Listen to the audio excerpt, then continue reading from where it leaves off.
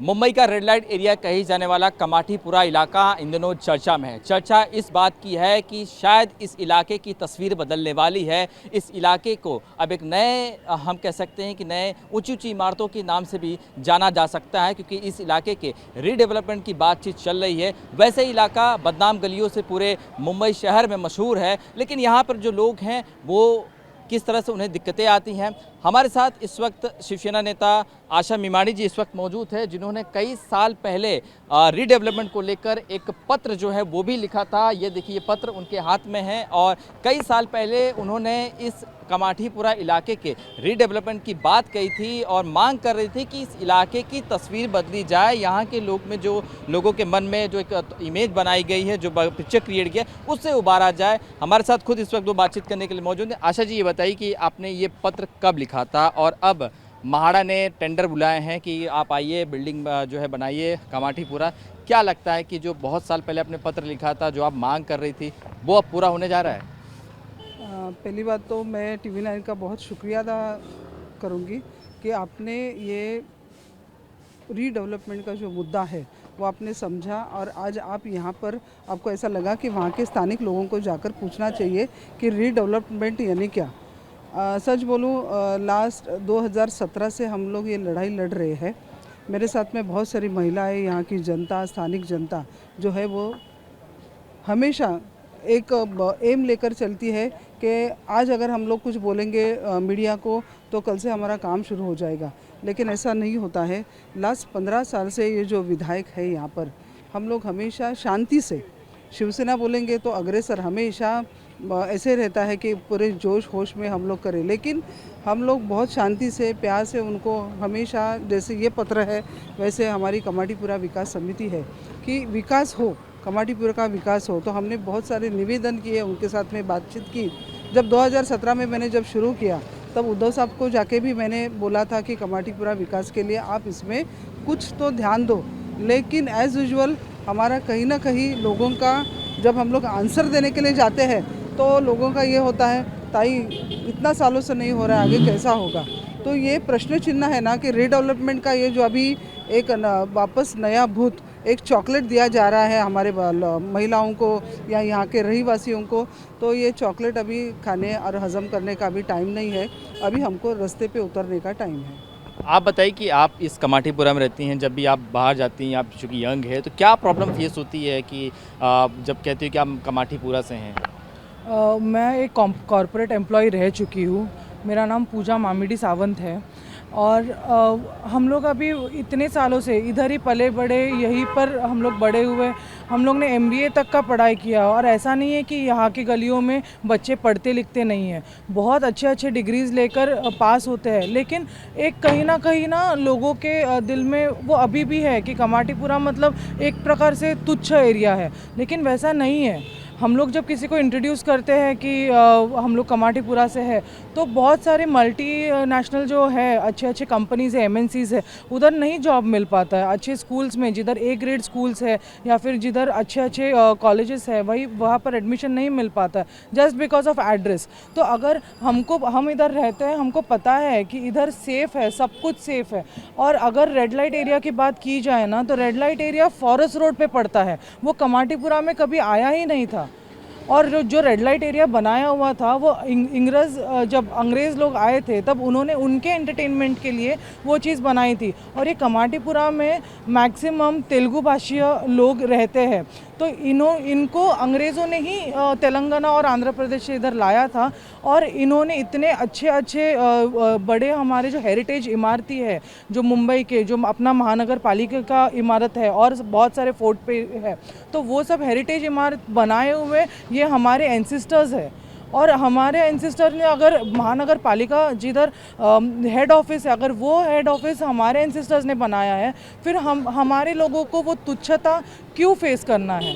अगर आशाताई के माध्यम से और हमारे उप मुख्यमंत्री माननीय श्री एकनाथ जी शिंदे साहब, इनके माध्यम से अगर हमारा रीडेवलपमेंट होता है तो शायद इधर का पूरा फेस वैल्यू चेंज हो जाए और इधर जो लोगों को फेस करना पड़ रहा है बाहर की दुनिया में जाकर, वो फेस नहीं करना पड़े।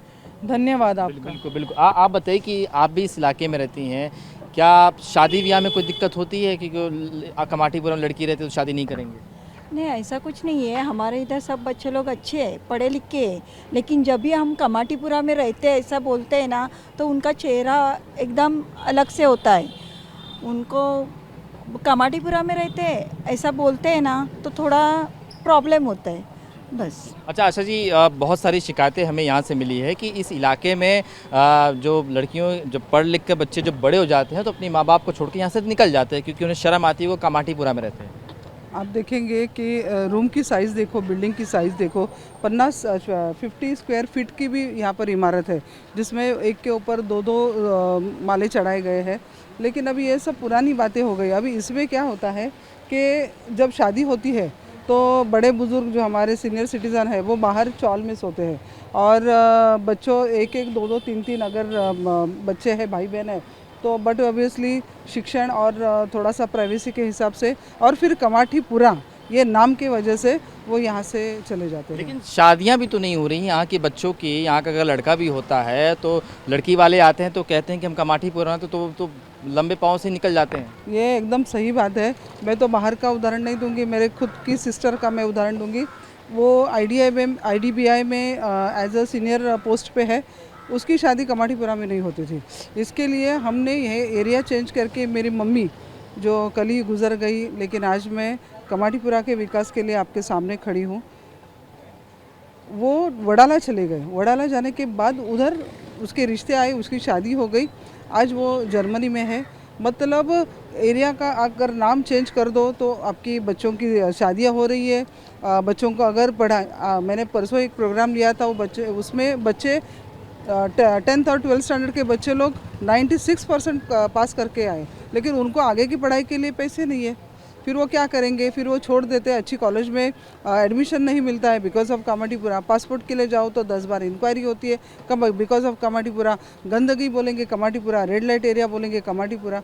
हमारे एरिया पे पड़ता ही नहीं है। एक बार आके देखो। मैं तो सब माध्यमों से हमारे जितने भी ऊपर के लेवल के जितने भी राजकीय बड़े नेता हैं उनको रिक्वेस्ट करूँगी कि ये जो चल रहा है कमाटीपुरा विकास का, अगेन ये टेंडर निकालना, ये निकालना, वो निकालना, इसके किसी के ऊपर हमको ही नहीं, मेरा तो छोड़ दो, लेकिन मेरी जनता को विश्वास नहीं है। और ये विश्वास पात्र होने के लिए हमें कुछ ना कुछ तो अभी करना पड़ेगा, क्योंकि कमाटीपुरा विकास के लिए लोगों को साथ में लो, जो लोग यहाँ पर हैं। अभी देखो आप, अगर आप देखने जाओगे तो सराउंडिंग में पूरा डेवलपमेंट हो गया है।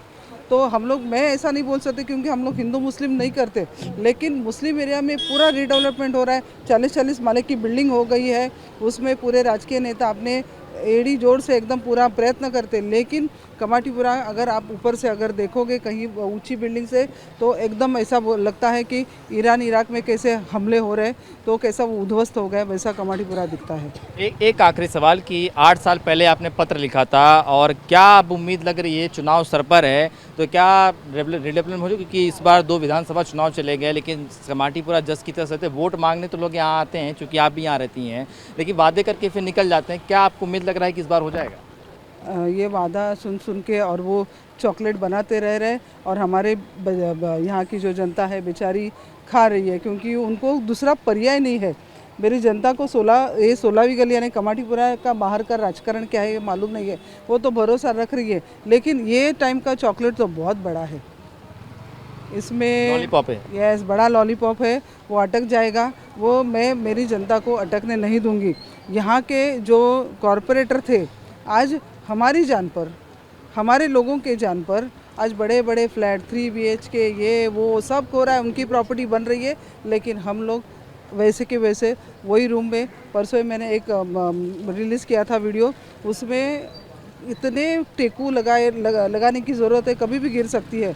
तो जब मैं गई, हम लोग रात को 2 बजे मुआयना किया, दूसरे दिन टेकू भी लगवाया, लेकिन चौथे दिन डर के मारे यहाँ के विधायक ने उनको बुला लिया और फंड दे दिया। मतलब ऐसे ये जो रणनीति चल रही है, और झूठ के ऊपर कभी ज़्यादा राजनीति नहीं टिकती है। जल्द से जल्द कमाटी पूरा करेंगे। हमारे एकनाथ शिंदे साहब के ऊपर हमें भरोसा है, हमारे CM सम्मानीय फडणवीस साहब के ऊपर हमारा विश्वास है, क्योंकि वो ग्रास रूट से ऊपर आए हैं। उनको पता है कि लोगों को क्या चाहिए और क्या नहीं चाहिए।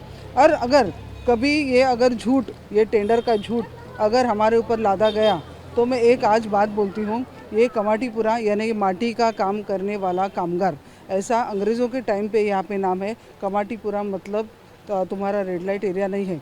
अगर कभी हो जाएगा तो यहाँ के सब जो इतना बीच वाला पट्टा, मैं बोलूँ खाली एक 20,000 का भी हिंदू पट्टा है, वो सब यहाँ से निकल जाएंगे।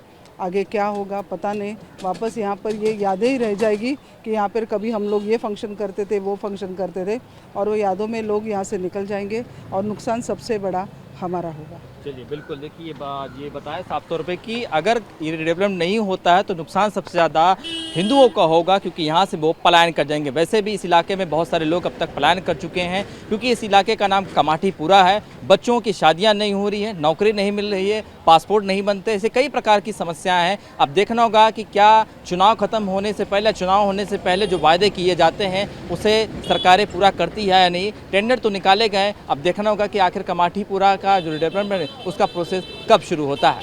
कैमरामैन सुभाषिस दाम के साथ शुभम पांडे, TV9 भारतवर्ष,